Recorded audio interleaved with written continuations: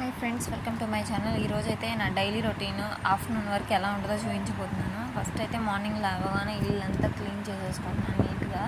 మా పిల్లలు అయితే ఇల్లు క్లీన్ చేసేటప్పుడు అది కింద చేరి గోల గోల చేస్తూ ఉంటుంది. ఆ బొమ్మలు చూడండి ఎలా నేను ఒకవైపు క్లీన్ చేస్తూనే ఉంటే వాళ్ళు ఇంకోవైపు వేస్తూనే ఉంటారు. ఇంకా మా ఆయనకైతే టీ పెట్టేసి ఇప్పుడైతే చట్నీ కోసం పల్లీలు అయితే వేపేసుకుంటున్నాను.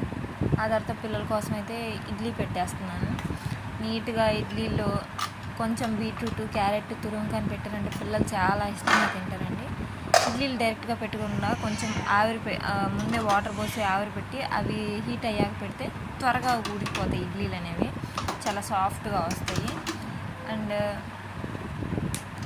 ఇడ్లీలు చాలా మెత్తగా రావాలంటే ఒక గ్లాస్ మినపప్పుకి 2 గ్లాసులు రవ్వ మాత్రమే యూజ్ చేయాలి. ఇక్కడైతే ఆఫ్టర్నూన్ లంచ్ కోసం నేను రైస్ అయితే కడిగి పెట్టుకుంటున్నాను. ఇప్పుడు రైస్లో అయితే అవి పురుగు పట్టకుండా నిల్వ ఉండటానికి కొన్ని పౌడర్స్ అయితే యాడ్ చేస్తున్నాం.